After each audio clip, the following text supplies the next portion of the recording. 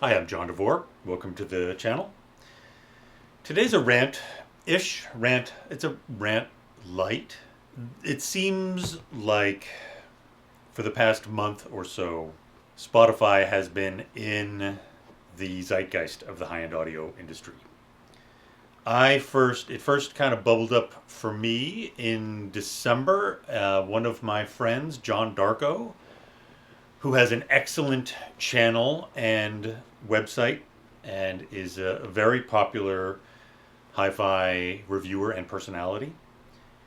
He posted on Instagram canceling his Spotify account. First, I want to talk a little bit about my experience and my attitude towards streaming as compared to, mostly as compared to audio files stored locally. Obviously, my preference, for anyone who watches this channel, my preference is physical media, records, cassettes, reel-to-reel tapes, 78s, things like that. But I want to talk a little bit about streaming versus local files. But first, before I do that, I'm thinking about something a little bit different. Enshittification made me think a little bit about this channel. And so before I continue, I'm really excited about this, and I just wanted to share this with everyone. Sanka. It's awesome. It is like, first of all, listen to that. It's practically a maraca. Sanka will allow you to have 100% of the tooth browning power and 100% of the sour mouth feel without having to deal with any of the rich flavor or mental acuity or wakefulness of real coffee. So I just want to thank Sanka for being a partner in this channel. Not really. Enshittification is a real word. It was coined by a writer, Cory Doctorow, recently, maybe as recently as 2023, and has been widely adopted, legitimately adopted as a word, because it's an excellent word for a very specific phenomenon. It's something that is happening all around us. Cory actually describes the current era that we are living through as the Great Shittification. Shittification is a term that it applies to tech. It applies to the online metaverse. I guess I can't use metaverse. Can I use alphabet? These are all company names now, aren't they? Remember when Google's motto was "Don't be evil"? And then remember when it came out that they were tracking everything you did across every single Google platform? So that means Chrome, Google Search, that means Google Maps, that means all of your Gmail. They were reading all of your Gmail, anything that you wrote from your Gmail account, and anything that someone wrote to you at your Gmail account was being read by Google. All of that data being hoovered up and stored and used quite effectively for one of the largest corporations the planet has ever supported. Google also owns YouTube. Did you know, I think actually I talked about this in a previous video. I used to not monetize this channel, and it would be automatically monetized for every song that I would play. So Google scans every video that you put up, and if they discover copyrighted material in there, generally speaking, that means if they find copyrighted music, they will inform the copyright owner, and generally what happens is then the copyright owner will monetize my video and take whatever money is generated from eyeballs. You guys, you're the watchers, the viewers. And I was fine with that. I thought that made perfect sense. I wasn't doing a video. I wasn't doing a YouTube channel to make money. Certainly, I feel like any music that I share, any rights holders have 100%. They absolutely are entitled to any money that this channel generates. Then I was at someone's house, and I was talking about one of my videos, and I was gonna go to the video and scan to the part I was talking about so I could explain something. And we went to the video, and it was a video that didn't have any music in it, so that it was a video that I had not monetized, and an ad ran. And then I researched it, and it turns out that Google monetizes every video that you put up, regardless of whether you want to monetize it or not. If you click no, don't monetize it, Google will monetize it and take 100% of the proceeds from whatever ads they run on your video. If you click monetize it, then Google will have to split the proceeds with me. And so at some point, a year or maybe 2 years ago now, I monetized this channel for that reason. Don't do evil. Don't be evil. Enshittification, that is a little bit of a description of enshittification. Facebook's an excellent example of enshittification. Enshittification, roughly speaking, is a tech platform. It starts out being very good for users. Then it changes and it starts to take back some of the good. That platform will then start to sell some of that good of the user network, all of the subscribers or whatever it is, will start to sell that to advertisers and or publishing. And then the third stage in shittification is that company, that platform, begins to take the good away, not only from the users, but now from the advertisers and from publishers and from anyone else who is getting a little bit, who's getting a piece of the goodness that used to go to the users. And now the platform is taking from everyone, and with the intent to increase value, increase shareholder value, increase the stock performance, increase the value of the platform in general.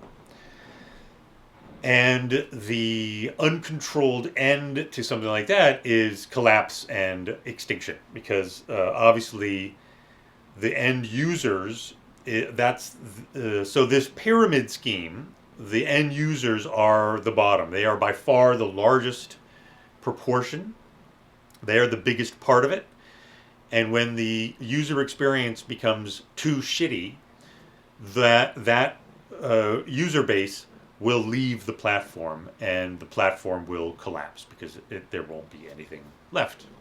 So with Facebook, 100%. In 2006 or 7, something like that, whenever Zuckerberg decided to make Facebook open to people other than college kids who wanted to rate the fuckability of other college kids, I'm pretty sure that was Zuckerberg's original phrasing.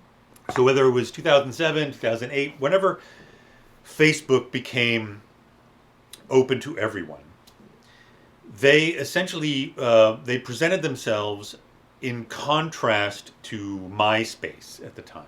We're talking about Facebook trying to figure out a way to get people from MySpace to Facebook. And Facebook was, part of the pitch was that MySpace was owned by billionaires, and they are tracking and storing and selling all of your information all of the time. And we don't do that. We're not going to be doing that.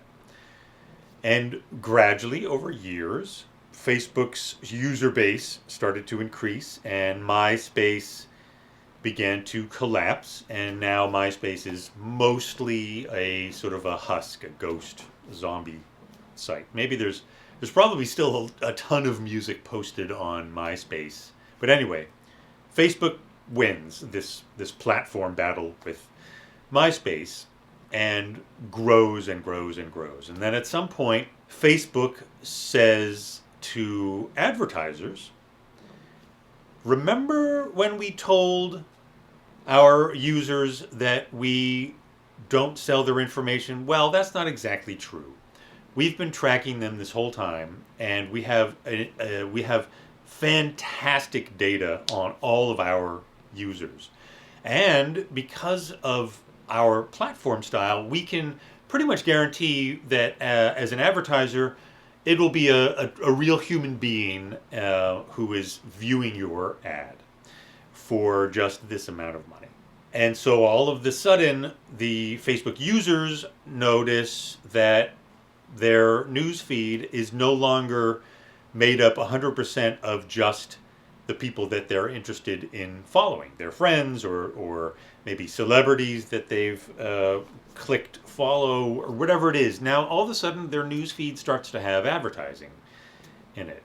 And then around the same time, Facebook goes to the publishing industry, and they're like, publishing industry, wouldn't it be worth something to you if we could guarantee, with our enormous and very specific data set, we have tracking and information on every single one of our users, very specific, and all of that tracking data is specifically pinned to a specific user because all of these users have entered in all of their information.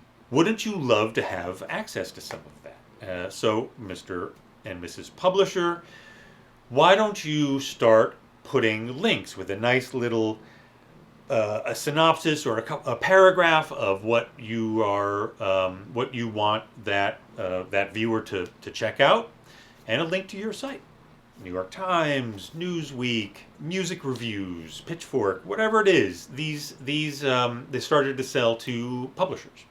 And all of a sudden, again, all of the user news feeds become more diluted. And so at this point now, it's almost a rarity to see one of your friends in a news feed. And you really only see, in the news feeds, you really only see the skim, maybe 1% of your friends on Facebook. And they're posted status updates or whatever it is. And it's mixed in with a much larger quantity of links to various sites and ads for stuff that you just recently searched for. Oh, looking at the latest Adidas, all of a sudden you got Adidas ads all over your Facebook news feed, etc. I certainly hope that's all you're searching for. By the way, speaking of don't be evil, Google Chrome has a privacy setting on their browser.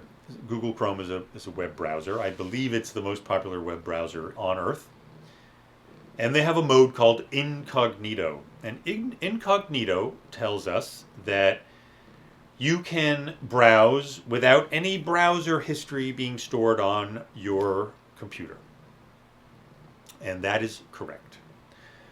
What they don't say is that while no browser data or search histories will be stored on your computer, Google itself, Alphabet, is still tracking 100% of your interaction with Google Chrome, even in incognito mode. So if you thought you were clever and you were doing all your naughty searches in incognito mode, I wouldn't recommend it. Anyway, back to Facebook.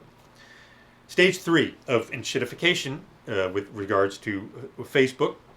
Now we're at a point where ads, other users, commercial entities on Facebook, etc., etc., etc., bots, all of these various things now can pay for preferential time, preferential placement in your news feed. So all of a sudden, more and more your eyes are being sold to the highest bidder, regardless of what that highest bidder is.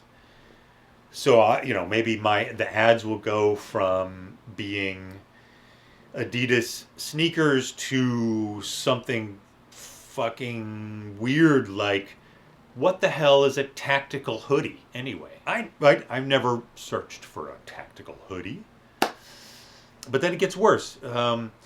It starts to enshitify its relationships with all of these other entities. So publishers, for example. Publishers who put a post on there with a link to their site. So they put a little blurb. This is what our article is about. It's very interesting, fabulous, very cutting edge, very current. Click here to read it on our site. Now Facebook is punishing those people if they put a link to their site in that post. They get far fewer eyeballs if they put a link in their site. And the pressure and the explicit request from Facebook is to put the entire article on Facebook so that it becomes a captured element. And the entire article then becomes available on Facebook at no cost to Facebook, of course. And most recently, in the Zucker sphere, he is eliminating any responsibility for fact checking. So that's going to make all of those pay-per-view weird ass shit that pops up on your news feed even more suspect, disturbing, pointless, useless, shitty. Enshittification ensues. Enshittification and Spotify is not as easy a target. So I'm going to talk about first, I want to talk about my relationship with streaming. So here at DeVore Fidelity, we have streaming out in the factory, like the assembly area. We have a whole system out there. And I have a Blue Sound node, and we can listen to various streaming and radio, like radio stations that have streaming channels. And any one of the employees can send any of their streaming services to the Blue Sound node, and it will play while it's playing out there. And it's great. I don't believe I have any current streaming service subscriptions. I have at times had Spotify, Tidal, and Qobuz subscriptions. My Tidal account, I think, expired. I didn't really use it, and I didn't renew it. And I have had, for quite a few years, I've had a Qobuz account generously given to me as like an industry account, an industry accommodation account. And I've used it. Mostly when I'm traveling, I'll use it. But my experience with streaming is that even the best streaming services don't sound as good in ways that are significant to me as playing back a local audio file stored on a local drive. I know that that's probably a very controversial opinion, and this video is not about me explaining that or even postulating why this is. I will share an experience that happened 5, 6, 7 years ago, at least now. I was at a friend's house and I had just installed for them a pair of custom speakers that were installed in this big floor-to-ceiling bookcase. So there was this pair of speakers installed up on the wall, and they were powered by a pretty good system, a high-end audio system. It was like entry-level Bel Canto stuff. So it was like a Bel Canto DAC, like a Bel Canto integrated amp, and it was going through miles of in-wall wiring, not branded as far as I remember, probably 14.4, something like that, going over to the speaker. So it was not by any stretch a dialed-in audiophile system, but it was very good stuff. My friend, I had given him a copy of my music library as a hard drive to basically hang off, to use with Rune hanging off of his DAC. And I wanted to hear the system after we had set it up. And so I asked for the remote, and I was looking through Rune, and I didn't see any of the hard drive, and he was like, "Oh, that computer's not set up. I have streaming. That's just as good." And I was like, "No, it's not. And I was like, yes, it is. You can't tell the difference. So he challenged me. So he went and he got the computer that had my copy of the hard drive on it. He got it connected and got that onto his iPad. And so we picked the same song. Now I don't know if these were the same masterings or anything like that, but we did pick the same song from the same album. So none of these were some from an original release, some from a greatest hits. They were all the same song from the same album, and he got them queued up from Amazon Music, Spotify, Tidal, and the local hard drive. And he played them all through in his own. It was totally blind, so he had the iPad. He was in the other room, so I couldn't even see him. I would call out. I would say, "Yeah, go ahead, switch to the next one," and he went through the different ones, and I ranked them. And the top one by a large margin. So the biggest difference in those 4 files, the best one by the biggest margin was the local hard drive, and then below that was the Tidal, and then the bottom 2 were very close. But they were different, but neither one was good. And I purely guessed which one was the Spotify and which one was the Amazon Music, based on the Amazon Music, the one I chose for Amazon Music being slightly worse sounding. And I nailed it. I got 4 for 4. So I hear a difference. That's my excuse for not listening to streaming very much. If I hear about a song, if I discover a song and love it, maybe I hear it from someone's Spotify account out in the assembly room in the factory, or maybe my kid is playing it, maybe a friend of mine plays it and recommends it, sends me a link. Maybe I hear it on the radio. I listen to radio. There's a couple of great stations in New York City that I often either I'll listen to for the DJ to identify it, or I'll quickly do a Shazam. I love Shazam. And if I love it, I will always try to find it on Bandcamp first. And then if it's not available there, I'll look for hard copies or some sort of a higher res download. And I will buy the track. My library is enormous, so I am absolutely consuming a lot of new music. But when you buy a track on Bandcamp, for example, you buy, let's say I just buy the download. Let's say it's $10 for an album, a downloaded album. And sometimes I do just buy the download. If I really like it and they're offering another format, cassette or LP, I will buy the LP. It will always come with the high-res download as well. Bandcamp's awesome because you can select and you can get a good high-resolution, uncompressed download. And so that's the way I deal with the digital music universe. Spotify does not deal with the universe that way. So Spotify, as everyone knows, is a subscription service. So you pay a monthly amount. They probably still have a free tier in which you have to listen to ads. So then Spotify will make the money on the ads. Essentially, Spotify sells your ears to their advertisers. But for the most part, their revenue is subscription driven. So you pay your monthly amount, and that money goes to pay Spotify's expenses. And those expenses include paying musicians to some extent. The vast majority, I think Spotify says something like 75% of the music, the streams, the stream count is covered by big major blanket agreements that they have with the big music houses. So, Warner, Sony, Columbia, plus, so all of the major labels, plus all of the indie labels that the major labels kind of own or run.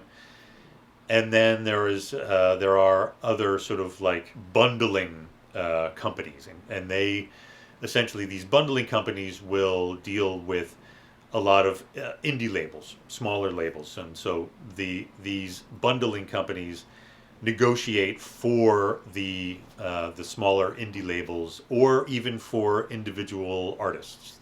There's some artists out there who may have individual negotiated contracts with Spotify through these sort of conglomerators, and then the remaining 25 or less percent of the revenue gets chopped up to and sent out to the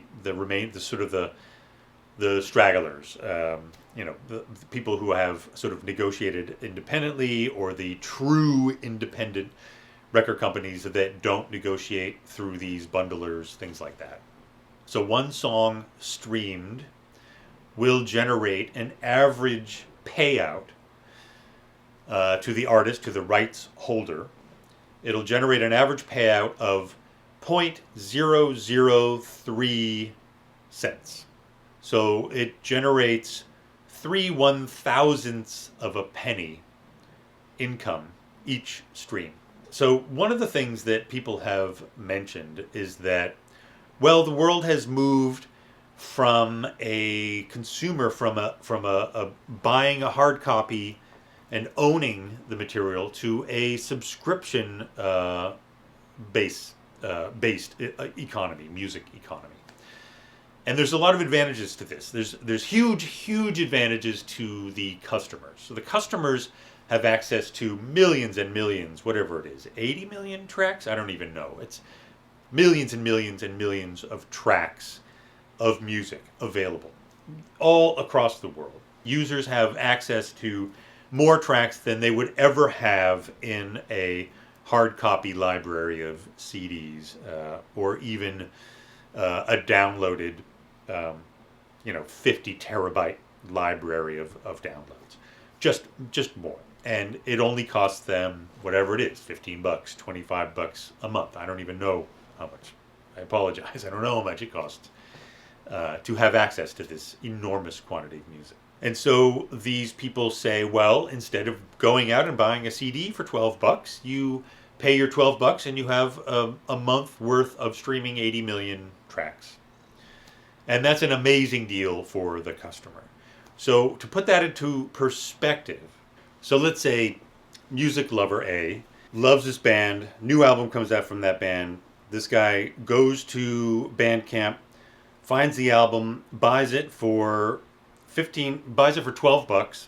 Let's say it's got 8 tracks on it, this album. The Spotify equivalent payout for something like that, at 3/1000ths of a penny per stream per track, is the equivalent of the listener playing that album hundreds and hundreds of times. It's going to depend a little bit on the percentage that Bandcamp is keeping and how much actually gets through Spotify to the artist. But it's hundreds and hundreds, if not even maybe like 1,000 plays of that album all the way through. So all 8 tracks need to be played in order to generate that income in the Spotify world. So it's definitely a more difficult equation for musicians. It's a good equation, sound quality aside. It's certainly a good equation for the consumers. The difference between a Bandcamp economy for music and a Spotify economy for music for musicians is horrible. It's not fair to them. Now, most recent news from the Spotify music world is now Spotify says that in order to prevent people gaming the system, they've decided that they're going to stop paying any payouts, so no commission, for songs that are streamed fewer than 1,000 times in a 1-year period. So if a song gets 999 streams in a year, the creator of that music gets 0.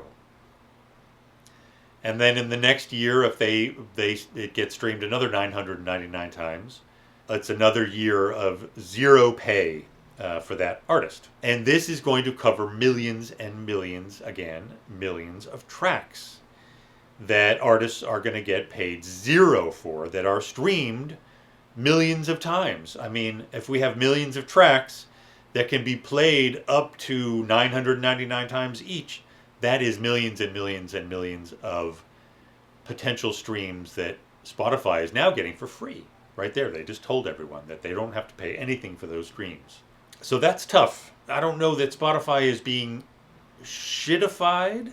I mean, I've read the reasoning behind these changes, and some of the reasoning, it makes sense. I don't know that this new thing is a enshittification indication.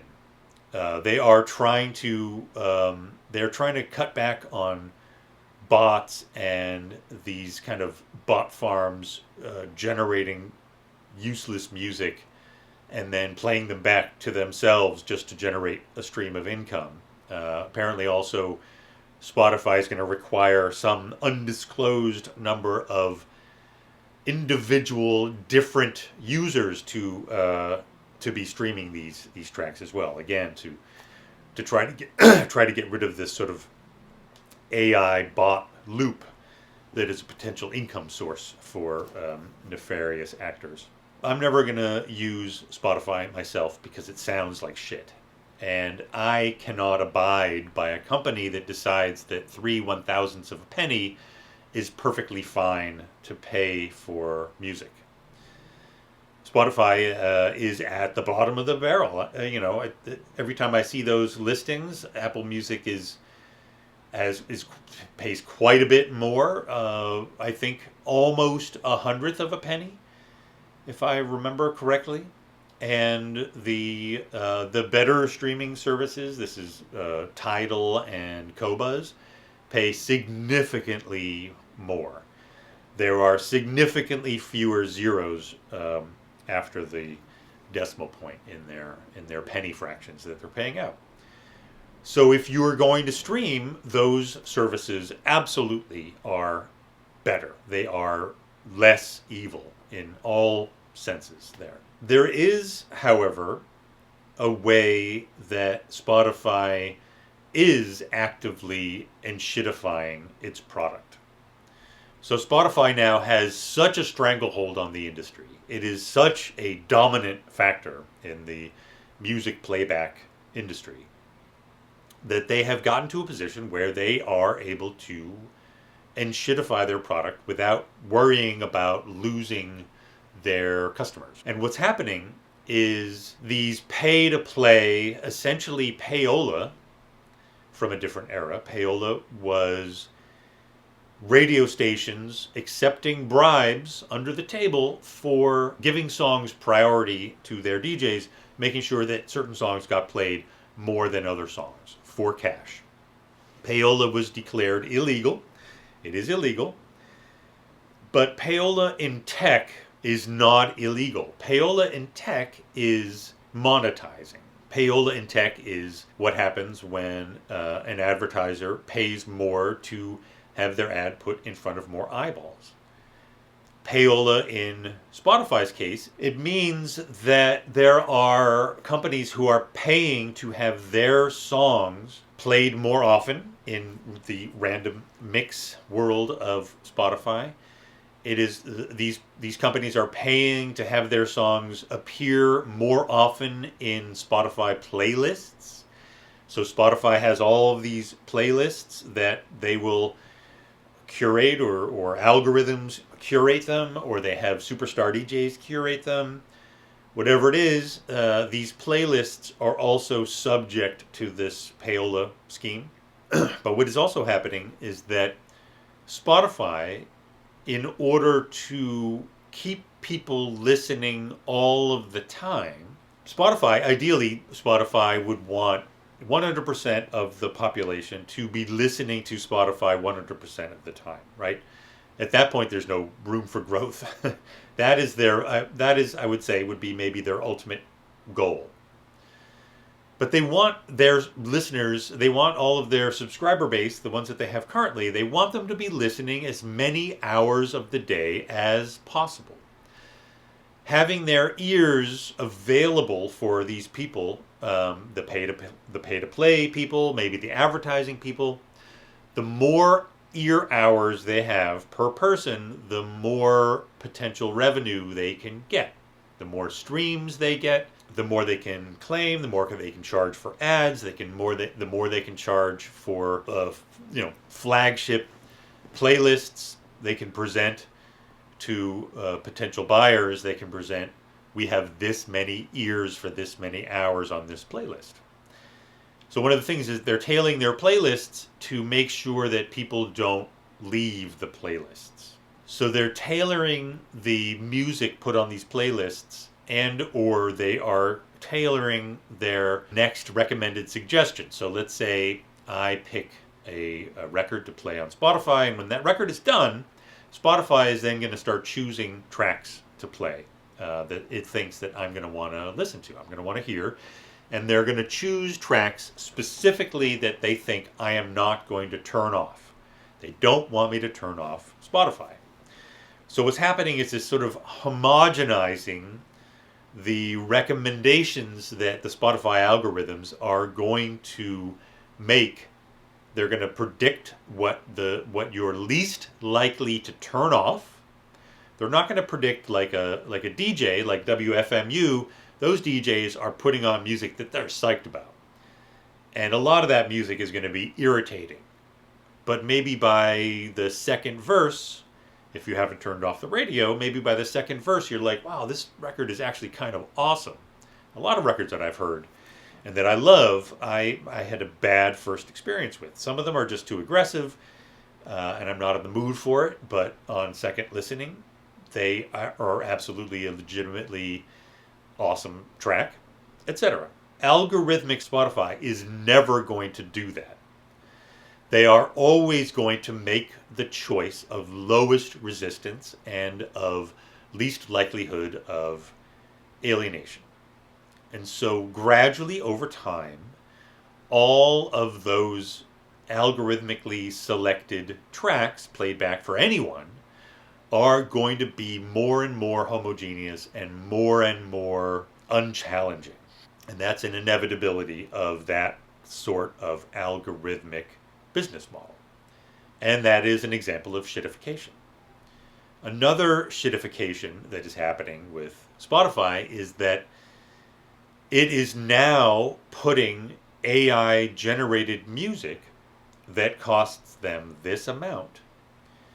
Free AI generated music, they are popping those songs in their recommendations and in their algorithms, knowing full well that they can get something that is specifically designed to be unoffensive and low risk of losing a listener in that very moment, and cost them exactly zero. I would say that counts as enshittification there. Yeah. Anyway, that's all I got on Spotify for the moment. This was a bit of a rant, and I'm sorry that it went on pretty long. I hope you enjoyed the video, and I will see you at the next one. Thanks for watching. Bye.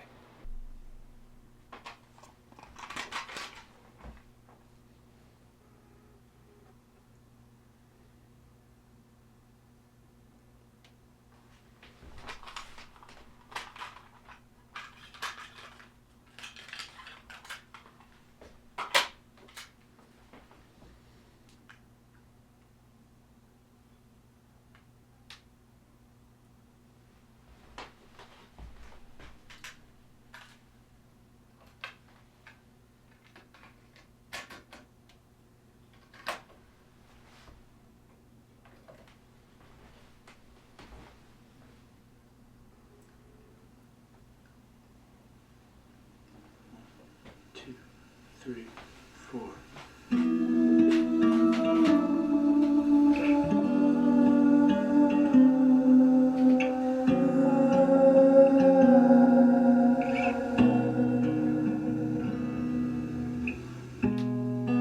You're doing it for the looks.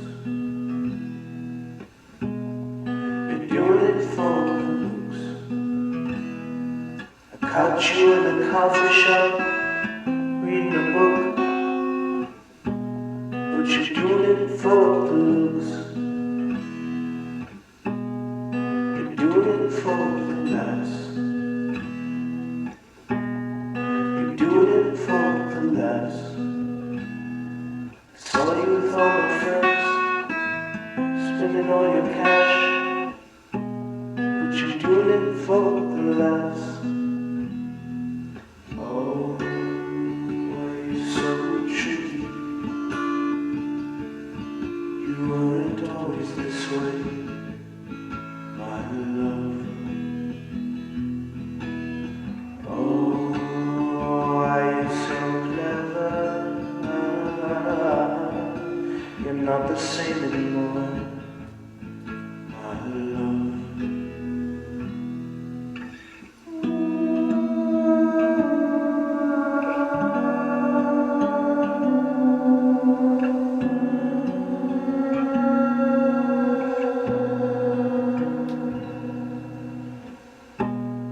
You do it for a kiss. You'll do it for a kiss.